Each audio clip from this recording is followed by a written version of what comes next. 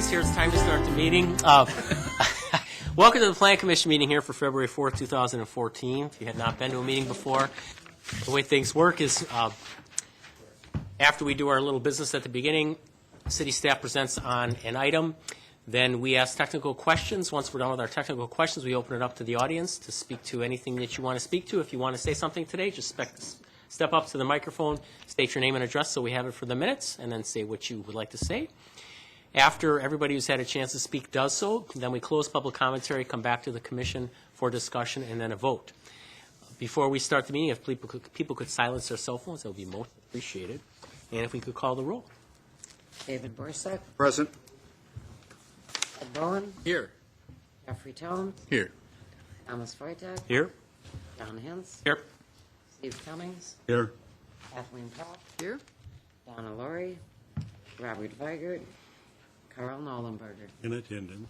All right. Approval of the minutes from January 21st. Do we have any corrections or additions or deletions? Move approval.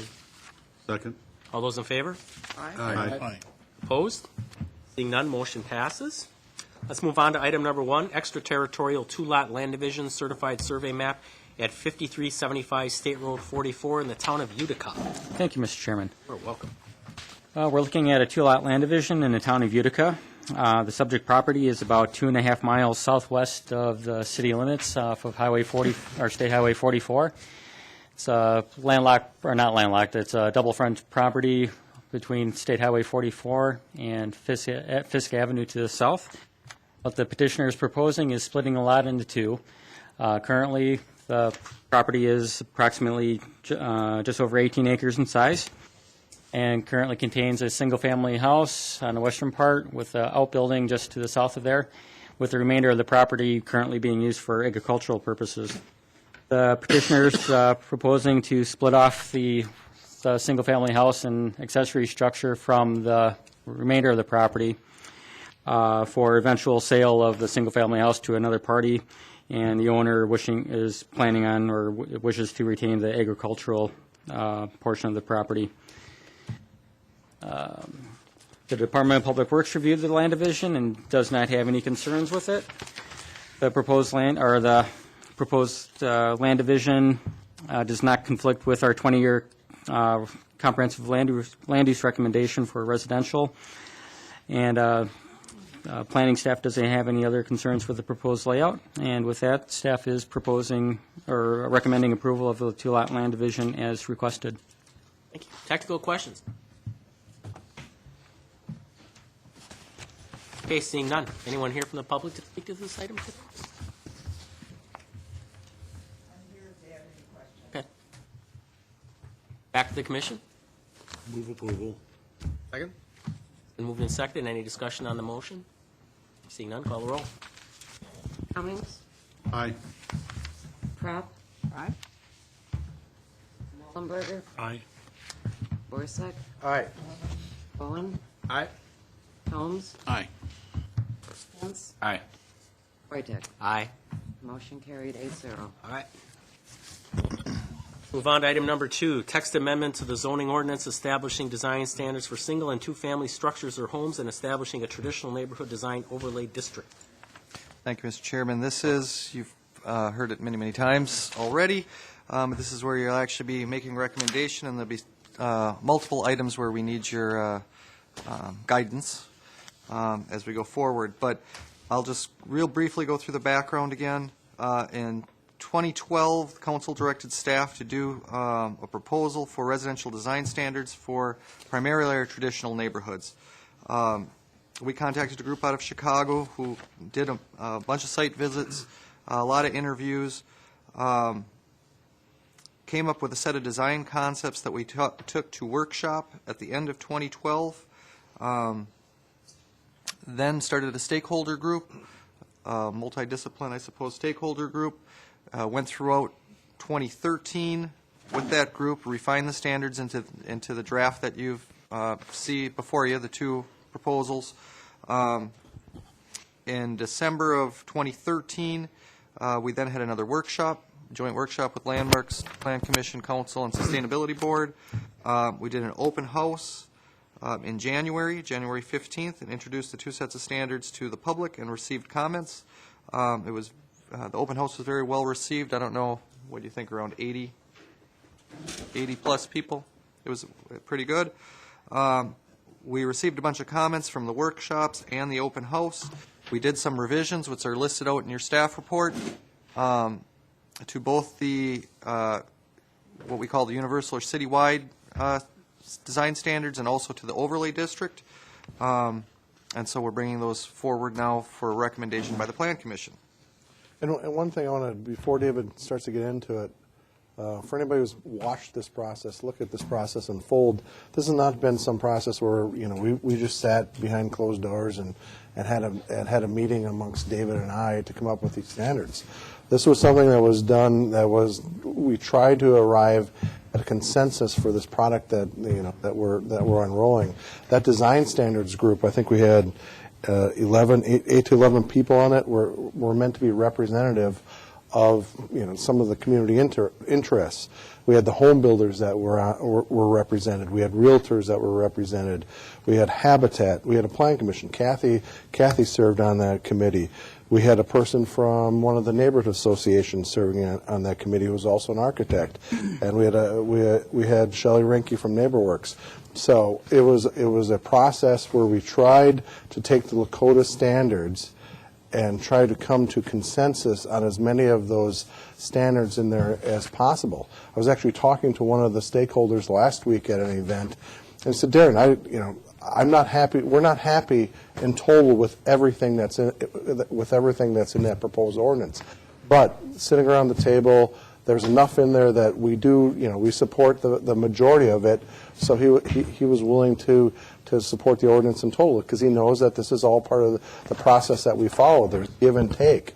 I can tell you that the landmarks people don't think we've gone far enough in some instances. Kathy might not think that we go far enough in some instances, and some of you don't think that we've gone far enough in some instances. So we've tried to reach general consensus, and you heard, I think John had said this at one of the last meetings, it's a starting point.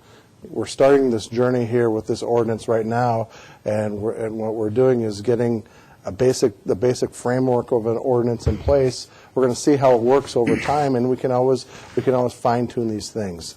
But if we don't start the process somewhere, what you're going to happen is you're going to see what's happening in neighborhoods throughout this community, and we know, sitting around this table, that we had to do something to try and stop some of those things from occurring, trying to stop some of that blight from spreading throughout the neighborhoods. So from our standpoint, with some of the edits that we're going to discuss today, from our standpoint, it's a good starting point. So that.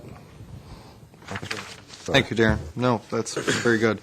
So basically what it broke down to, and I won't go to the original drafts or anything, but it broke down to two sets of standards. One was a design standard that is citywide for all single and two-family structures, and the second is a traditional neighborhood overlay code that contains specific or detailed models design standards that would be adopted over yet to be determined areas, either as a traditional overlay or as a planned development if the standards need to be amended drastically typically because of age of housing. So the universal standards really focus on windows and doors and decks and patios for all, and I'm just going to go over this really quickly because I know you've heard it many times before, for all homes. Doesn't allow those to be closed or removed. It limits decks and patios to the side or rear facades, and includes a little higher detailing on the posts, rails, balusters. For any type of addition or major change, and we'll kind of get to the major changes as a discussion item later, but it requires material, can be modern, but it has to tie into the original building material. The additions should be placed on the rear or the side unless they're compatible to be on front. It should be no higher than the dominant roof line and not exceed 50% of the original building size or building footprint. And any facades facing the public street can't have any blank walls. So there was a modest 25% window and door opening requirement for those additions that are visible from the street.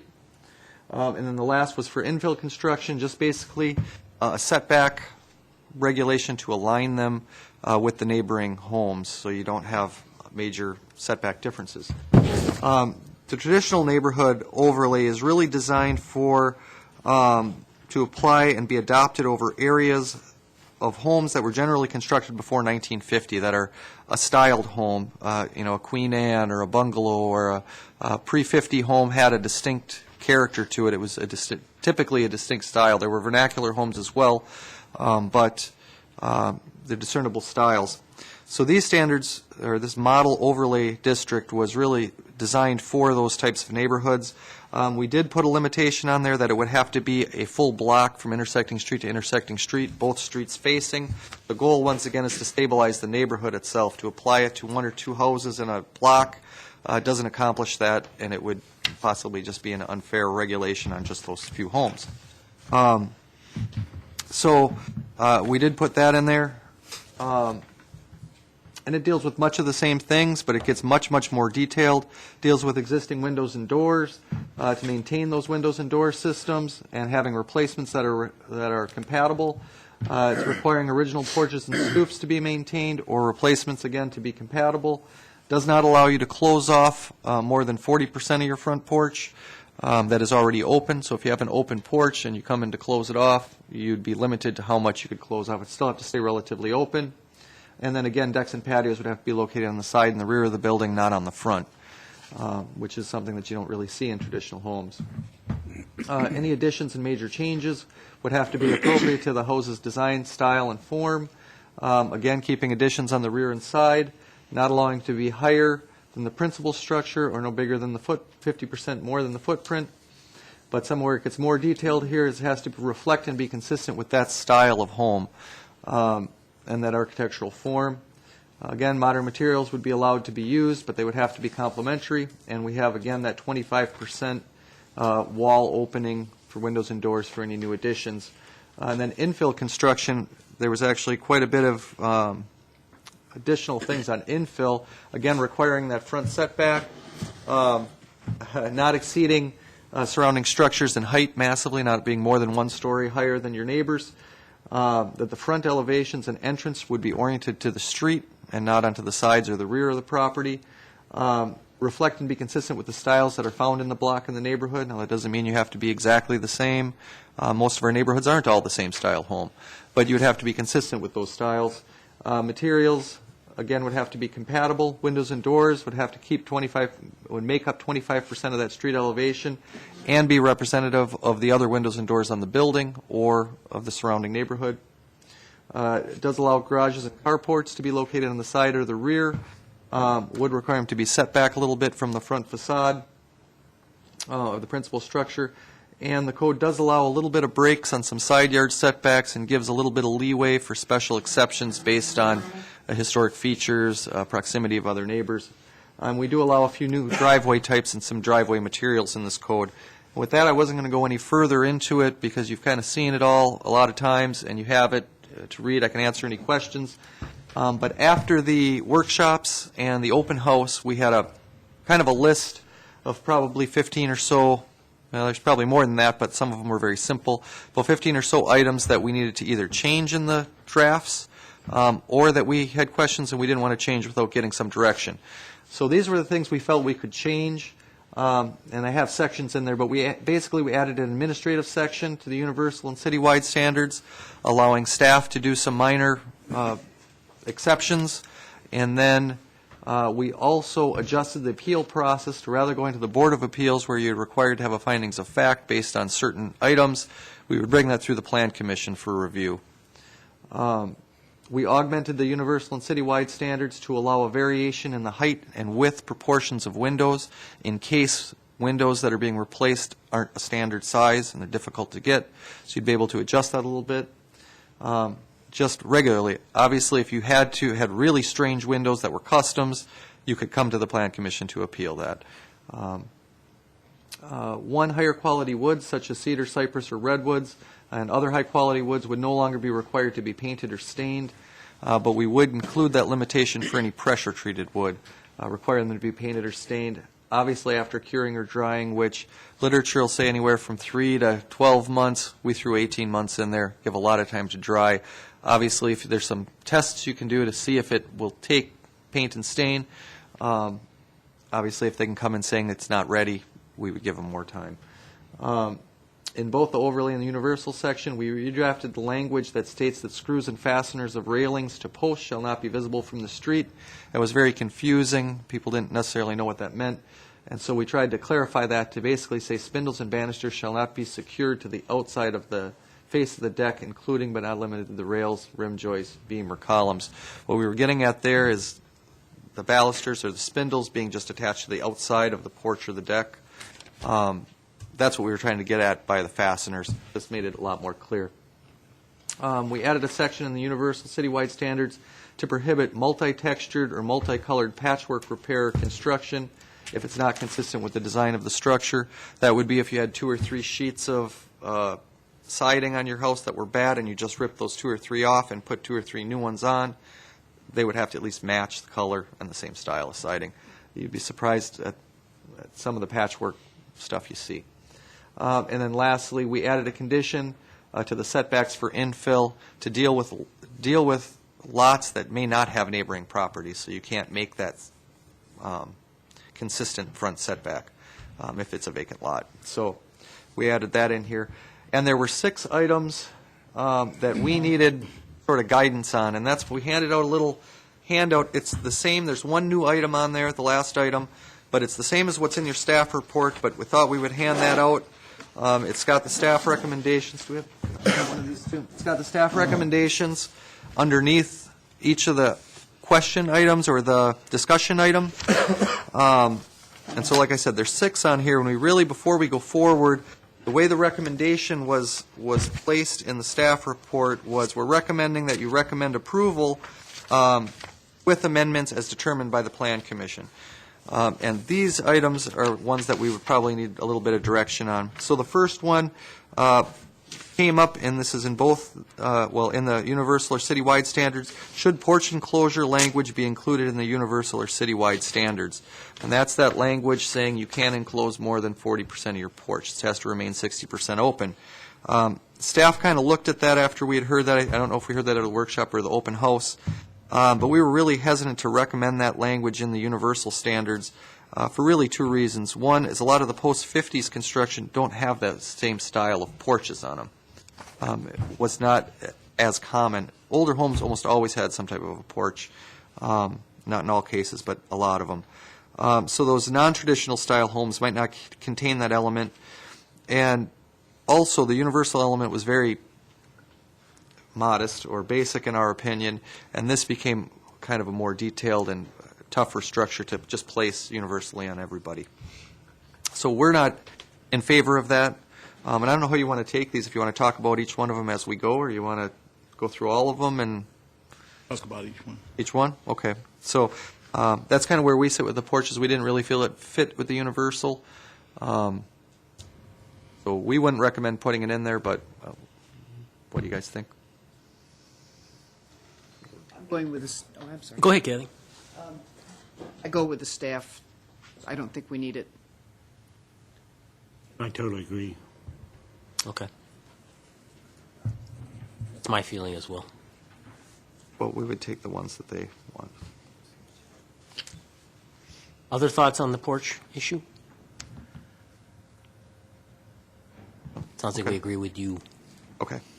So that one would not come in. So the second one was a very simple one. We almost thought we could just change it administratively, but it had a little bit of an impact, so we didn't want to do it. But should metal doors be an acceptable replacement on buildings' front facades? Traditional homes almost always have wooden doors. It was brought up that the new metal doors that are out there, they make them in almost any style. They look like the old ones. I think what we were getting at when we were going against the metal door suggestion was that most of the metal security doors is what I think of, the flat, solid, blank doors. But we did go online, we looked at a lot of them. They make them in almost any style, with windows, without windows. So we kind of felt that wouldn't be a very big issue, but it could have an impact on front character of a house. Go ahead, Jeff. I Can we, for me, part of the metal door issue is one, is a safety issue, and two, it could also be an insulation issue. And like you said, they make them in all different styles. Can we add language that says that they have to pick a door that is within the style, character of the neighborhood? Because, like you said, they make them. You couldn't tell the difference. Yeah, I mean, my door, the inside of my door is stained like wood. You can't even tell that it's not wood if you stand back from it. So, they make them in all sorts of different things, with, inlaid lead and all sorts, glass and all sorts of stuff, and they make them in different panels, 6-panel doors, whatever. Can we add that kind of language to where we allow the metal doors, but the metal doors have to be picked in the style that goes with the character of the home? Sure, and I don't think you'd have to add that. The way it's drafted right now, if a door cannot be repaired or must be replaced, I'm just reading out of it, it's on page 6 of the overlay, cannot be repaired or must be replaced, the new door should match the style of the building and the original door wherever feasible. And then we say the original materials preferred for replacements, but composite materials are also acceptable. Non-wood doors are acceptable on rear facades. Basically, what we would do is remove that line and allow the metal doors to be acceptable. It is already saying that replacement doors should match as closely as possible to the original door's panel and lighting arrangement. The one exception it does, it says arch doors can be replaced with rectangular doors if necessary. But when you say non-wood doors, that doesn't jump immediately to metal doors. It jumps to any kind of door, a plastic one, Right. a metal one, or whatever. I don't know if I care if they make all these doors in all these different styles, right? Right, it's really the style that we were getting at, not necessarily the material. Basically, we don't want people to put up those aluminum doors with the spring-loaded chain in Well, the front. That just looks. Even that might be okay. Well, But what we don't want is the big flat steel Yeah. security door, the safe door. Okay. Would it be, where it says non-wood doors are acceptable for rear or side doors? How about non-wood doors are acceptable? Then you're just saying that non-wood doors are acceptable. Yes, we can do that. If you wanted to clarify that But maybe if more, but they're in keeping with the character of right. the home, But that's what All the rest. Right, and that is remains. that's all still in there. Yep. Kathy and then Carl. I might be the outlier on this one. It seems to me like I've been told that a front door is one of the most important features of your whole house. And so if you've got the wrong kind of front door to go with a nice historic or character home, are we doing the right thing with metal? Can it look good? I don't know. So overlay, yeah. Carl and David and Steve. I was going to say the same thing Kathy just said, so I'll just ditto Kathy. David. Well, but that's assuming that a slab wood door is good looking. A slab door is a slab door, regardless of the material and what we're talking about. Essentially, I think it's architectural detail. Style, right. And whether it's, composite or plastic or steel or wood, it's all with, it's the appearance that we're trying to look at, not the construction. And so if we feel comfortable with the appearance standard, then the material, I think, is less important in this particular instance. Steve and then Jeff. Now, one of the things. No, Steve had his hand up. Steve and then Jeff. Kathy's right about the door being very important to the look and the feel of the character of the home. I think what we're saying is we don't really care what the material is as long as it fits the architectural character of the home. So it could be wood, it could be steel. There's a lot of materials now that you can't tell the difference from wood. Jeff. Their requirement that those non-wood doors be painted? Pardon me? Painted in the standard. If you put up a gray metal door, I agree with Kathy. Okay, because if there's not, it's saying, hey, I can put up this door, it's a style, but I left it gray, primer.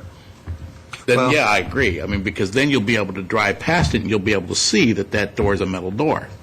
If you drive past my home, you can't tell that, from the street, you can't tell that that's a wood door or a metal door.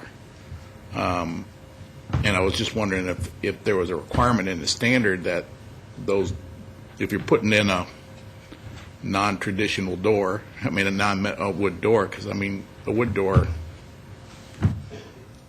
same. Then you're making the same assumption issue. that even the wood door would be painted. Well, yeah. Right, we didn't really go into the colors or painting. What we did get into is basically the panels and the, what do they call it, the lighting or the painting. Yeah, panel and lighting arrangements is what really we hit. So, the panels, if you have a 4-panel door, it's kind of got the 4 pieces. Sometimes there's windows, sometimes there's not, but we didn't get into the colors. We really, from our standpoint, and I think from the stakeholders group, it was really, what are you going to see from walking down the sidewalk? And how much detail are you going to see? I mean, it's different if you're standing on the porch looking at the front door, and one if you're walking past the house, especially if there's a storm and a porch on the front. It's going to be pretty shadowed.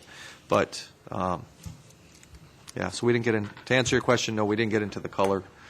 See, then that could be an issue. I mean, I kind of agree with Kathy then. I mean, if you're using something like that, and I understand what David's saying, that, just because you got a wood door doesn't mean it's going to look pretty. But, yeah, I wouldn't want them to see a metal primer door sitting up there, but they meet the standard because said I can use a door and it's 6-panel and it goes with everything else. Can you say, without saying color, can you say match the appearance of the house? I mean, does that get at that or not? Because No, it could. a lot of people have colored doors that are in contrast to the house, which I find very appealing. I think The a lot red of people doors? do. Yeah, and a lot of Victorian homes have that kind of look. So you don't want to rule that out. I mean, Well, how do you, go ahead, David. or how do you say that it's got to be finished, whether it's a pre-finished door or, it's factory pre-finished, or that you put you put a finished coating, be it stain, varnish, or paint? Well, we Or is could that do that. From our standpoint, that I think we might be getting too technical. Yeah. I think, yeah. Well, then expect some metal primer doors. You're just going to, and they'll be totally within code. Would too. Not Yeah. too many people do. Go ahead, Dan. We're talking about the traditional overlay, Correct. correct? I kind of, and I understand what you're saying. You're 100% right in the sense that it would essentially be a loophole in the code if somebody really wanted to get away from doing that. If you're part of this overlay, the likeliest scenario is that you're sort of self-selecting here. The likeliest scenario is that you care enough that you're not going to just throw up a primer door. I don't think by doing it this way, we're going to all of a sudden see the city populated by gray primer metal doors. I guess I'm not all that concerned about it, because I think that in these particular areas, you're going to have people that are thoughtful enough that they're going to be able to say, we're going to make sure that it's finished, we're going to make sure that it's stained, we're going to make sure that it's correct, whatever it may be. And I don't have as much of a concern about it, and I think we run the risk here of just drowning in this code if we start trying to figure out how to regulate too many minuscule items within it. I mean, I don't understand, Jeff. It's just John? And I'm along the same lines as you, but I think what's kind of holding some of us back is the fact that we've heard from, and I'm not going to point fingers at anyone in particular, but we've heard from landlords who are worried about having these overlays pushed into their neighborhoods. Now, if you have an upset landlord, they're going to look for the loopholes. Okay? And I'm not saying that we need to, but, again, like you had mentioned, I had said before, this is a starting point. We start out with this, and if in a year we start seeing that it's being abused, then we, start tapering, getting into those areas. The other thing is, if you have the quality going into it with the base, the foundation, if the door itself, if all it needs is paint, we can handle that. If the basic door itself meets these basic requirements and all it is paint, if it's easy enough to do the paint job, well, I'd rather have at least a good quality door in place, and then, at least they have the ability to paint it, put a layer of paint on it, and it'll look good. And we can encourage it some other way. As long as you have the good foundation going in, and I think, but I agree. Can we move on create to a numbers program for three? that. Painting? Ink. I think. all right. Can Can we move on to number 3 then? Yes. Number 3, this would be a potential new section in the overlay code, and we heard this, I think, at the open house and at possibly, well, not at the workshop, but at the open house for sure. Should there be a requirement that a specific number of property owners, and the suggestion was 75%, be in support of the overlay before application can be considered, or to start a repealing process of the overlay? Staff is definitely not in support of this amendment. It could potentially block any use of the overlay by neighbors. And also, it's kind of a lot different than the way we do zoning now. When we apply a zoning district or an overlay district, we have our neighborhood meetings. We feel if it's appropriate or not appropriate, whether it's by request or by initiated by staff or council or whoever. We have our neighborhood discussions. We come to the Plan Commission. We discuss the merit. We bring it to council. Council makes that decision. There is currently, I don't think, anything except for maybe something in landmarks that requires any type of buy-in per se. I mean, that's really the job of the elected officials. But And just think on top of that, I mean, every time we do a major downzoning and initiate one of those to be compliant with the comprehensive plan, going into it, we generally don't know how many people are going to be in favor of that downzoning, and we know from experience that a lot of people, a lot of percentages of people generally aren't okay with doing a downzoning, but a lot of times we'll initiate that process anyhow. So it really becomes, you're taking it, it's whether to zone or not to zone an area becomes a political decision. And, you still have the backdrop of the state statutes that if more than 20% of the people oppose it, with this council, it would take 6 out of 7 votes to approve that zone change. I was wrong before when I said 5. The other thing is we've talked a little bit to the city attorney on this, and she had said that it's in actual, if not potential, if not actual conflict with the state statutes and the 20% protest and that kind of stuff. She had said that potentially we could do something like we do with the historic districts, where in a historic district, in order just to move forward on an application, you need 50% of the property owners to agree. Now, we can still initiate staff level, and council can still initiate for a district. So what does that really get us other than where we are? And every time we do a zoning, we're here at a neighborhood meeting listening to the people say they want it or they don't want it, or wherever they're in between. So, Go ahead, David. How do you distinguish between property owners and residents or occupants? this is not like, well, we don't. I mean, in this case, you would only take the property owners, because how do you? Right. I mean, we're not going to do like we do in an annexation where we use electors that are living in that house. right, it's the owner of record who's ever on the assessment bill. And for the historic district, bill. that's what it specifically says: property owners. Ed? Let's look at this as what it is. This request is a smokescreen designed to take the teeth out of the ordinance. It's a poison pill. I will not support this. I won't either. Totally agree. Nor will I. Nor will I. Yeah, never mind. Okay. Moving on. All right. Okay. I think we know what we're going to do there. Number 4?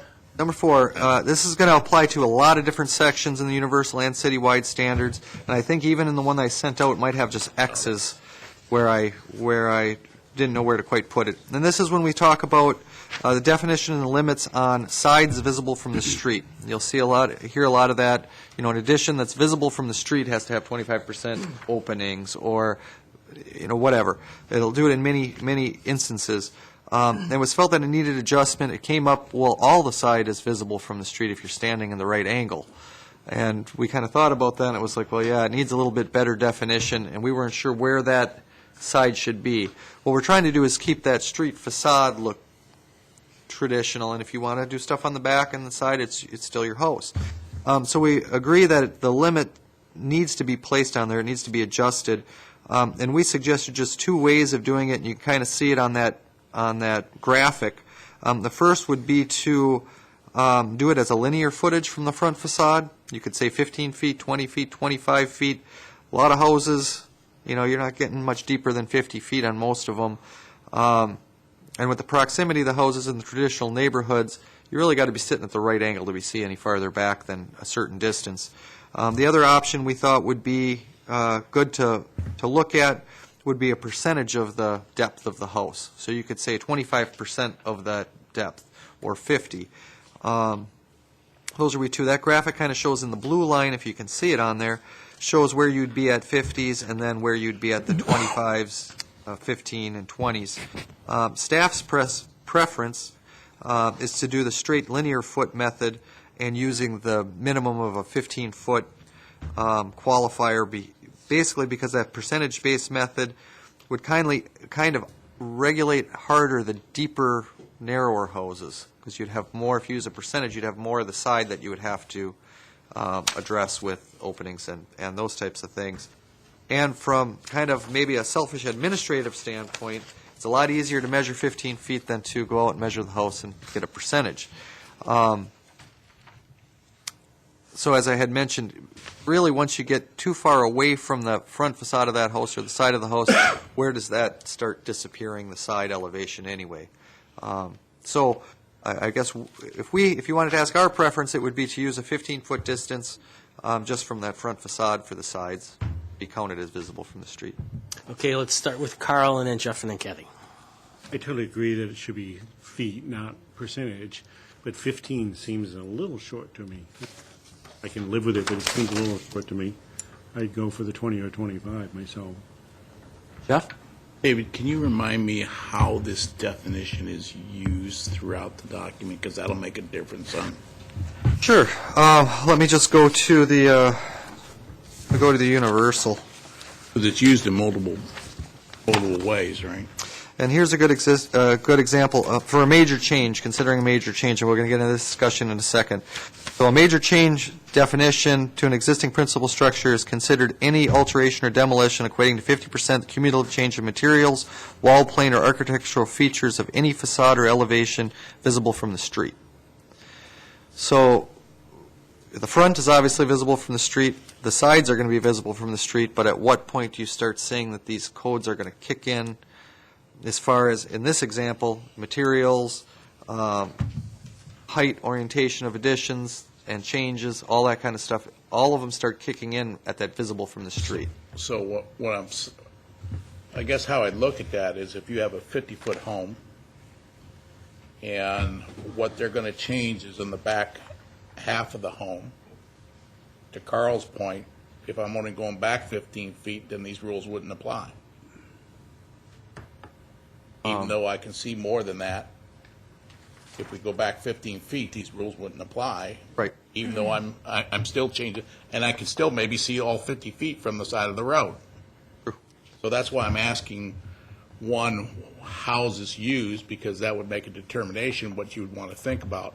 The other one then would be if you could see this front of the facade and this front of the facade, and the way that 50% is defined, is that of this whole surface area or just the one side? If they're just changing the front of the house, are they going to come back and say, well, wait a minute, the way the ordinance reads, it's this plus this that I'm seeing from the side, and so I don't have to deal with it. No, it'd be 50% of either facade. So as it's written, the whole side would count, and then the whole. All right, so if you're making Front. a That's two change to separate this items. front, even though I can see the front and the full side, We'd only count the front. whatever you're counting the front, it's whatever you're doing the work on. Right. All right, so then I've got this same situation that Carl said, if you can see X amount, and you're only going back 15 feet, and they can change whatever they want back here, maybe there's windows and stuff that they're changing out, and they can do whatever they want. So I don't know if the 15 feet for me is far enough back, or whether you can do feet, because every house, like you said, is a little different. You can say 50% of the side feature, 50% is 50%. Now, again, you get a longer house, and yeah, he may not have to abide by the rules when somebody only has a 30-foot deep house. Or you deal with a house on a corner. It's going to be narrower. The corner's going to have different. two fronts. Yeah, but then you're also going to have the 15 feet on those other two corners. They're only going to have this little section in the back of their house. Kathy's? Yep. I agree with Carl. First of all, if we want to have a footage or a limitation, I'll go with a foot measurement. 15 feet is not enough, 20, 25, maybe 25. But then I want to ask the question, kind of a rhetorical question. If you have a character house, why do you want to put inappropriate windows or whatever it is you're doing on the back 1/3 of the house? Cheap. And do we want that? What's wrong? What's onerous about both sides and the front? Staying in the ordinance. I guess- And maybe I wasn't part of that discussion. No, I guess that, and that's a good question. Maybe we want to leave it as it's written. It would be the full sides. Really, when our goal was when we were writing this and going through the process was to keep that street presence traditional. So once you kind of get past that street presence, then it's kind of outside of the public realm, and it becomes your private, even though your neighbors can Almost see a you. facade type. Yeah, It's almost a facade type. But I think Kathy makes a very good point. If you're trying to preserve that, if you can see the side of the house at all, falls under this ordinance. I don't care if it's 3 feet or 50 feet. If you can see it, if you want to, if your idea is to preserve, what you see from then if you can see front, sides, or back, I don't care from the street, ordinance goes But in play. then really you're talking about the entire facade, because where you can view it from is going to be different for every, potentially for every house, for every setback and all that, because, wherever I'm standing is where I can view it, so. From the if I'm- street. From the street. From but the front, it from depends the on where, if facing I'm street. walking down the block and, if the one house is set back further for some reason, it's going to open up more of that view shed. So I think what we were trying to do is preserve, the general curb appeal. John and then Steve? Again, I hate to be a broken record with this, but this is a starting point. So basically what we're deciding, do we want to start out lighter or with more of a heavy hand? Do we want to have the whole side done, or do we just want to have part of the side done? And staff is saying that they would rather start with the smaller area on the side of the house. I'm looking at it like how much damage is going to be done, to get this started out. If we start seeing people abusing it again, that's where it's going to come back and we're going to address it. Do we want to start out with too heavy of a hand, or do we want to start out with the shorter? That's kind of what we're discussing right now. Stephen and David. I think it also depends how wide is the lot. We've got 50-foot lots, we've got 100-foot lots, which will determine how much of the house you can see. I think what's been said is correct, that the two sides and the front should be treated the same. You're not going to want people to go That's simple. 15 feet back and then start doing damage to the house. Yeah, right. Well, and I think, I'm sorry, I think you're right. We were just trying to find ways to make this easy. Well, I don't know if easier the easiest thing to implement would just protect those facades and allow nothing. But we are trying to allow some more flexibility for situations that at this point we couldn't come up with. David. So. I think a couple times we heard, we can do these standards light and then come back and revisit them.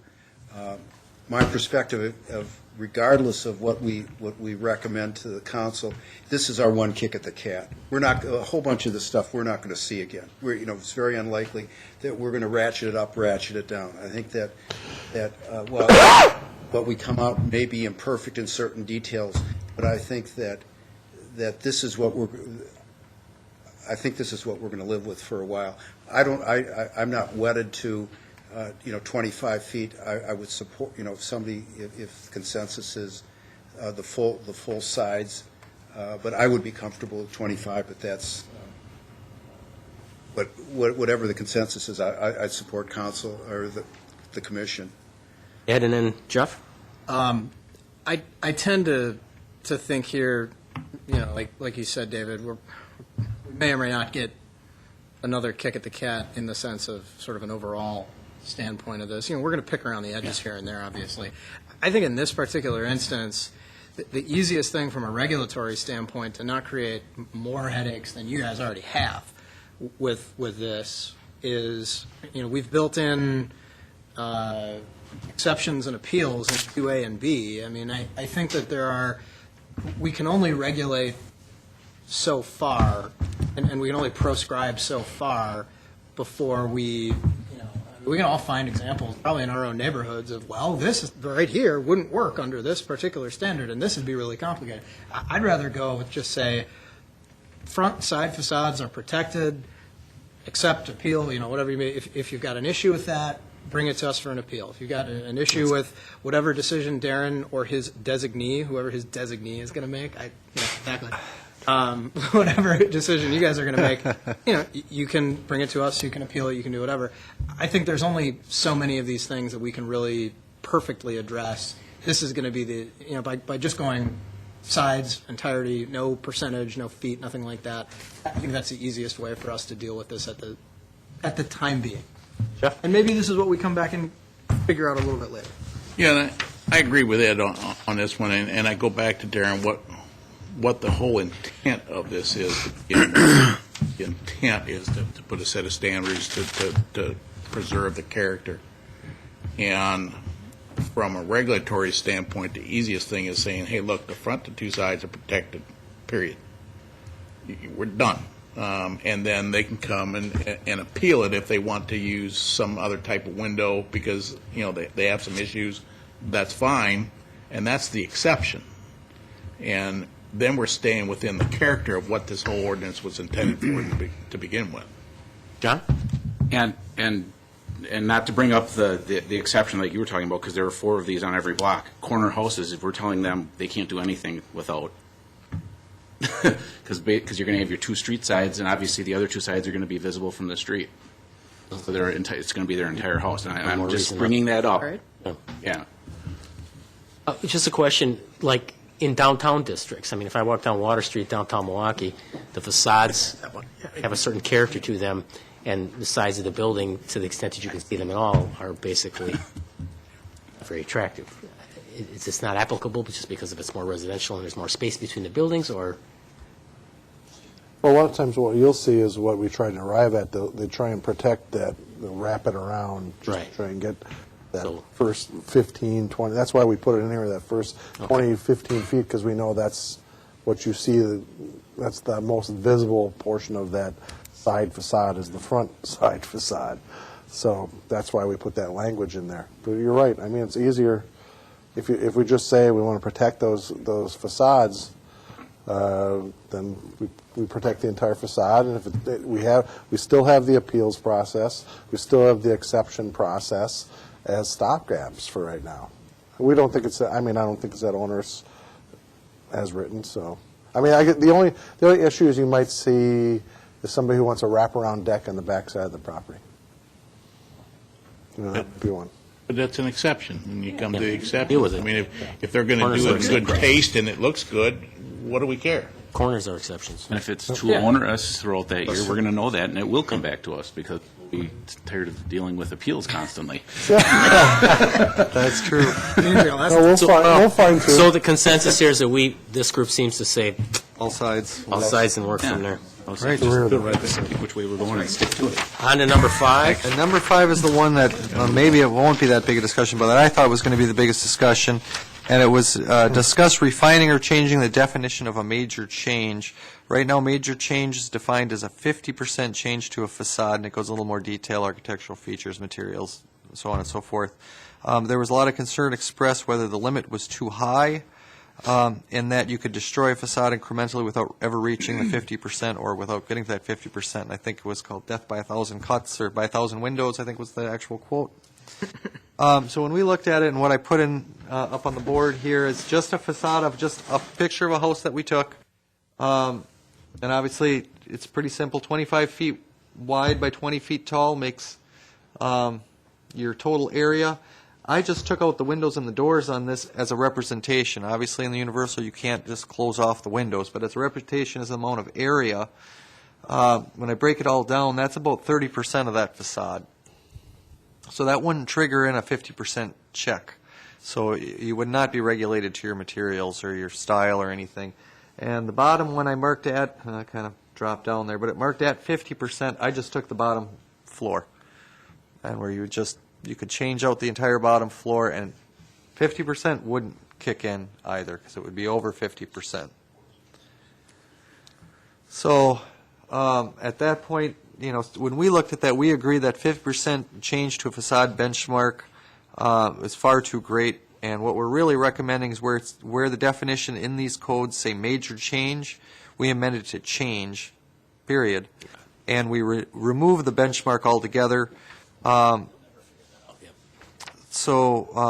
We do the calculations like this for commercial businesses, for wall signs and stuff, but it gets very difficult, especially when you start thinking, like I do the facade. The porch is a different scenario. The porch in the overlay code isn't regulated by the 50%, but the wall area behind the porch is. So, again, at 50%, if you did it incrementally in A, B, C, D, E, or if you just did it in one big fell swoop, that's going to, in our opinion, remove the entire character of that house without ever triggering in your standards. Kathy? Yeah, your diagram says it all. Yep. Let's go to change. David? Remove the 50%. And I won't embellish upon that, but I agree, and this is what I'm most supportive of. Jeff? Just to clarify, when you say you're moving it to change, does that mean any change? So if I want to put up a new light fixture, that's a change. I know that's a stupid example, but that's yeah. a change. That's not a building element. A light fixture, I don't think there's really a building element. Well, It doesn't I trigger don't a know. building. Some of the characters and styles of houses had different lighting fixtures. We're not regulating that, I can tell you that. Well, maybe it helps. Let me read the definition of major change here. I got to get past porches. Major change is windows, doors, You can give examples, too, of changes that are covered or not covered. lights. Major changes to an existing principal structure is considered any alteration or demolition equating, at this point, 50% cumulative change to materials, wall plane, or architectural features of the front or side facade or elevation if visible from the street. So a light is not an architectural feature of I all. would Lighting, not be typically. regulating. Lighting's not an architectural feature, or a storm door is not an architectural feature. Steve? Right, I wouldn't consider those to be architectural features. Steve? What kind of dawned on me the other day, I was driving down Jackson Street, and I've driven down that probably thousands of times. And if you go down there kind of slowly, it's really a street full of houses with porches. I mean, there's a few that were built that were not designed to have porches, but as you drive down the street, do it someday, go slow. It's the character of the street and the porches that distinguish that neighborhood, and you can spot the houses very quickly that have had porches ripped off a long time ago. There's no 50%. Don't fit. It just looks. We weren't going to deal with lighting. It looks wrong. And I think this is when you say that any change. I mean, ripping off a porch it's so wrong as far as the continuity of the neighborhood. Right, and I was going to say, to kind of talk to Jeff's question about the light fixture, when you get into the guts of the major change regulation here, which starts on page 15 of the overlay, it's talking about placement, orientation, height and scale, style and form, materials, window and door openings, dormers, foundations. It doesn't really get into fixtures per se. Doorknobs. Doorknobs. Kind of stuff. No, Right. I just wanted to clarify that, because I don't want to put something that would be, if it has to do with architectural features, structural issues, things of that nature, porches, to Steve's point, windows, doors, I agree, even trim around doors, I get that. But something that's just benign. And we discussed all those things you mentioned before that. We discussed the vast majority of that within the text of the ordinance. Changes. So this group seems pretty good with change. Change. Okay, and the last one, which wasn't in your packets, but's in the handout and on the screen, is multiple sections, and a lot of them in the overlay, not as many in the universal, use the word should rather than shall. And basically, we need to change the verbiage throughout to change all the shoulds to shalls, as it's really not appropriate. Should is not appropriate ordinance language, and it's generally not enforceable and possibly not defendable from a legal standpoint. You got shall. Well, I mean, you have shall is not here. I was being Your confused. explanation. What'd I say? is the wrong word. Use shall, shall is not the appropriate language. Oh, sorry.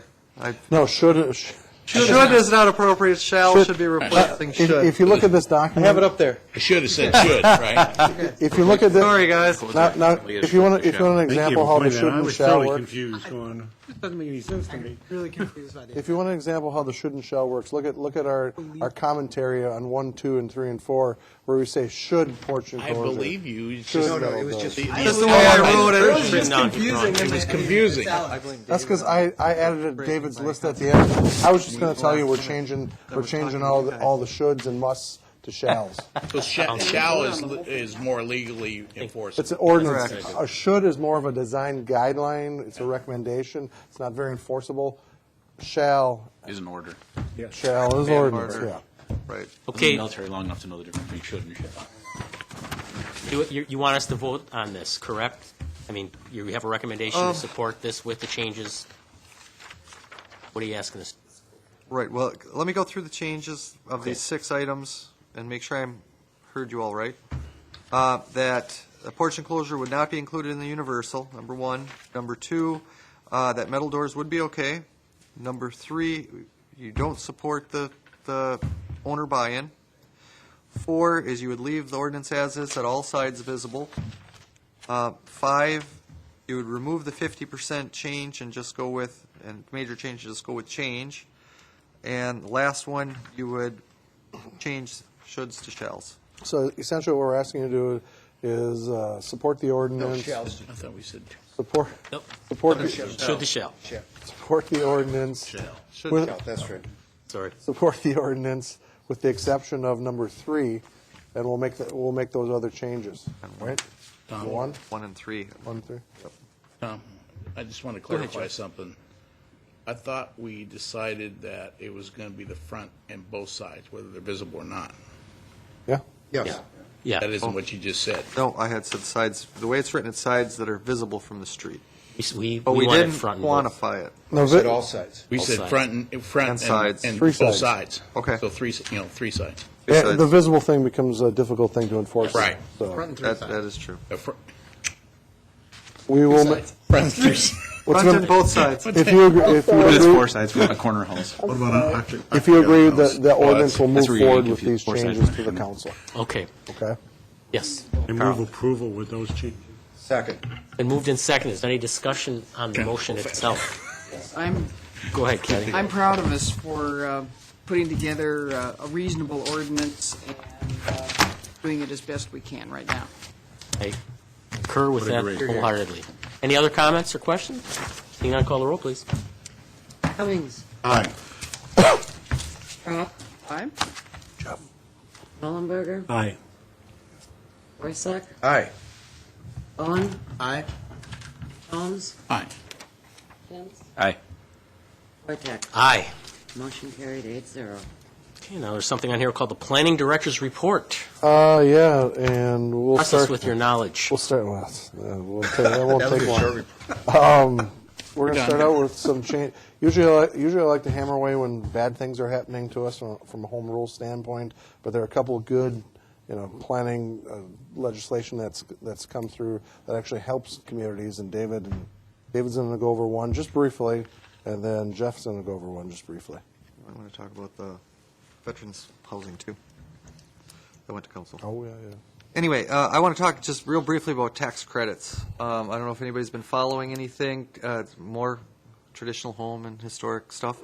But the state and the federal government right now have a 25% tax credit if you own a historic home, if it's either on the National Register, eligible to be on the register, or you submit the paperwork for them to say it is in good condition. A 25% tax credit on the work you do. Minimum $10,000 worth of work over a 3 or 5 year period. That's a thing that they've had for years and years and years. A lot of people don't take advantage of that, and this is from an owner-occupied standpoint. I mean, that can be things like furnaces, plumbing. It doesn't even have to be anything on the outside, but I mean, you know, if you're doing a roof, it's going to be more than the 10,000, and you can get 25% back. You just got to get the tax credit in advance. It's relatively simple to do. City staff has been looking at the forms, and you know, if there's anybody you know or you hear somebody out in the community or anybody that's watching out there that thinks they have a still intact historic home, and they're looking to do work, get a hold of the planning office, and we'll help you through that process. But what I really want to talk about is there is a income, they call it income producing property tax credit, and that was always 20% federal and a 5% state match. And I don't know how long ago it was. A while back, they increased the state match to 10%. And just recently, within the last couple months, they beefed that up to 20. So if you have a commercial income-producing property and you're doing qualified repairs that are keeping it historically intact, you can get up to a 40% tax break, tax credit, and tax break for that work. That's pretty considerable for historic property. I know we have one person on Main Street that's looking to do that right now, and a couple other in the downtown area. Now, this 40% is a huge amount of money. It makes a lot of the redevelopment projects in the older parts of town much more feasible, putting them more in line with sort of the greenfield development. But I just wanted to go over that and say that's out there as well. That's much more complicated to do the income-producing one. That includes, you know, get a lot of rentals. Those are potentially income-producing.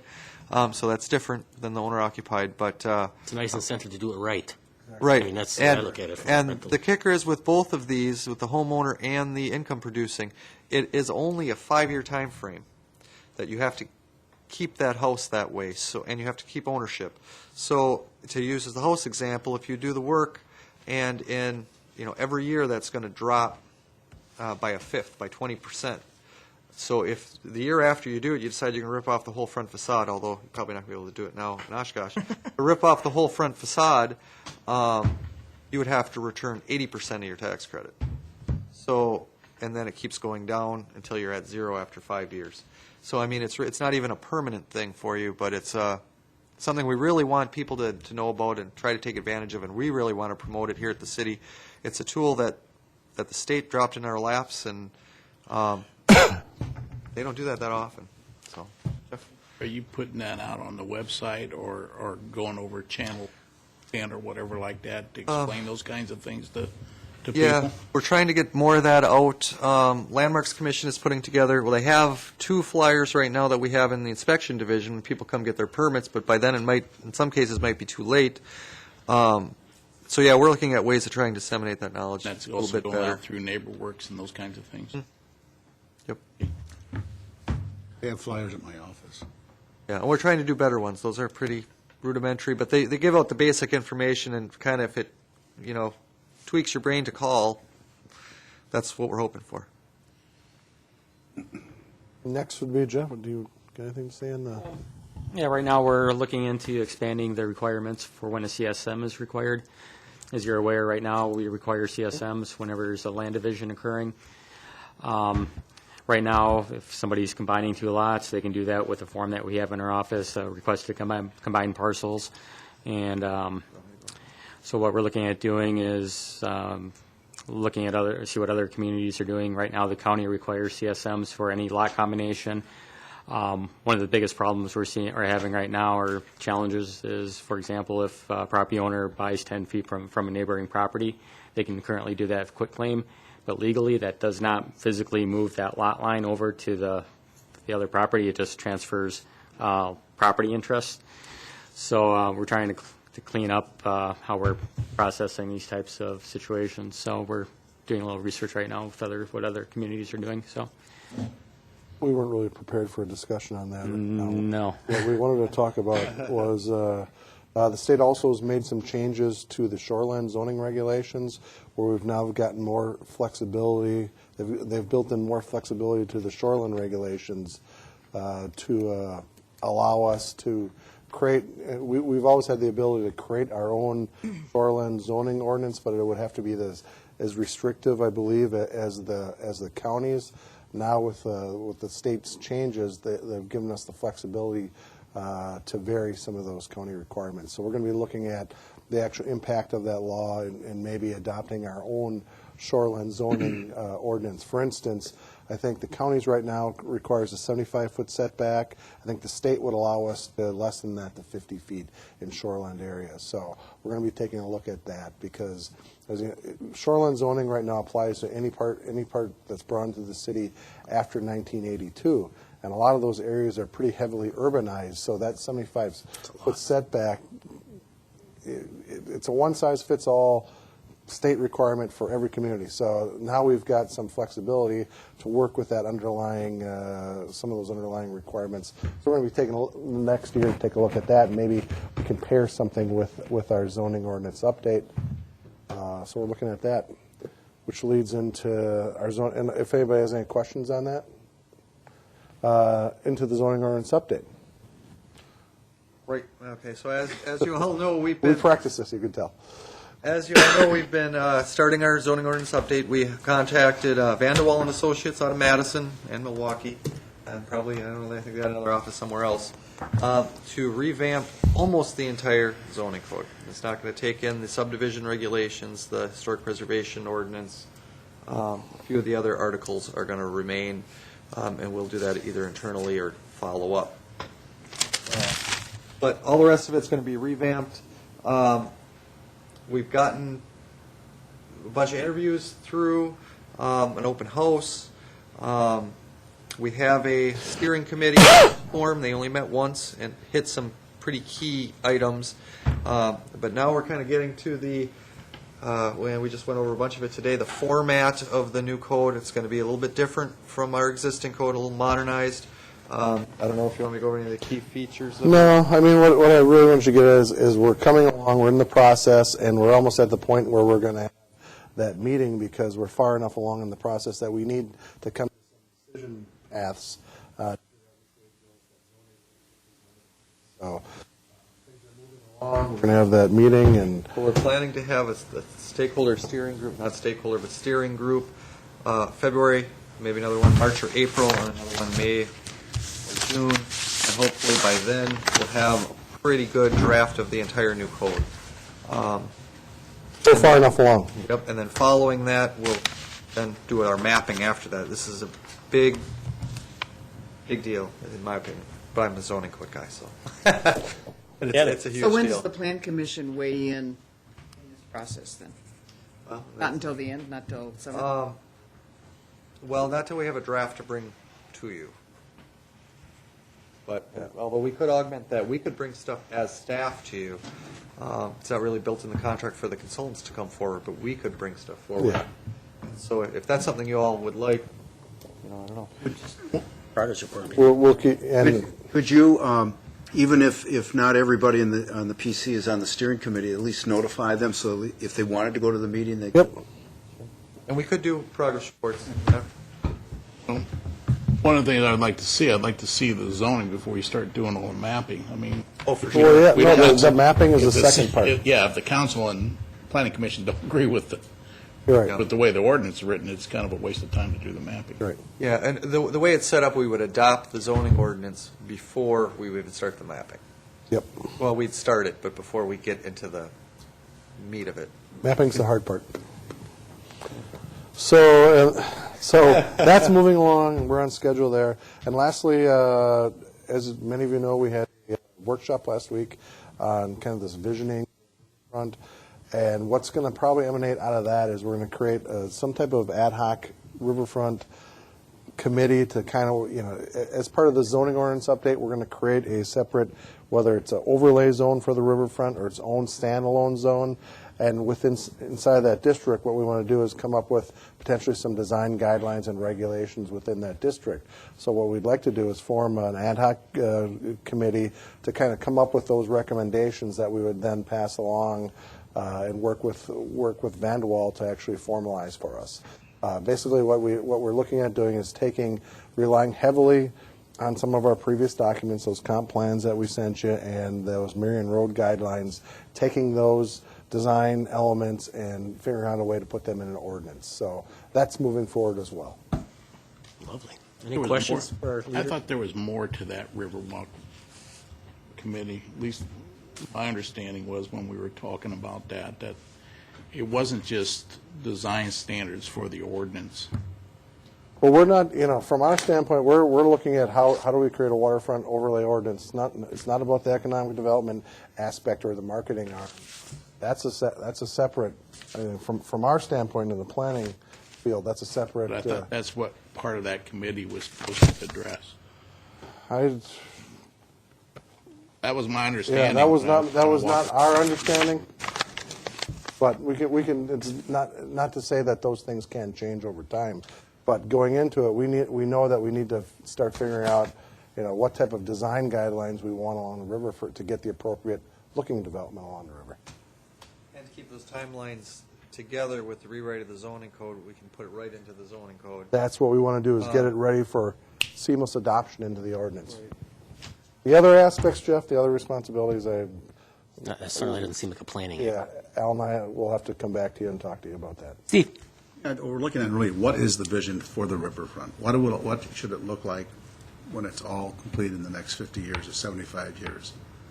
Rather than just letting things be built piecemeal, we want to say, here's the vision for that riverfront. What is it going to look like? Is it all green space? Is it mixed use? Is it?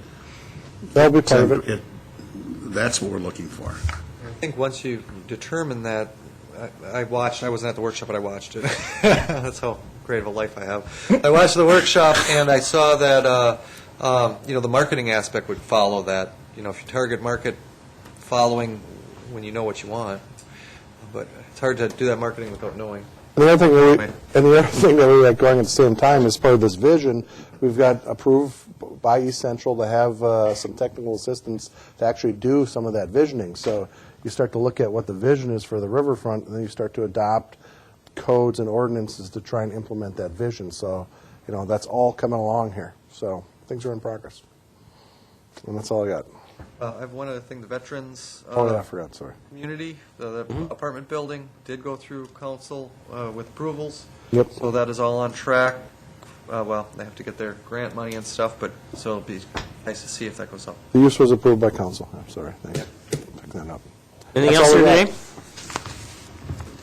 Any motion to adjourn? Second? Second. All those in favor? Aye. Opposed? We're done. Thank you all very much. Thank you. You're hired.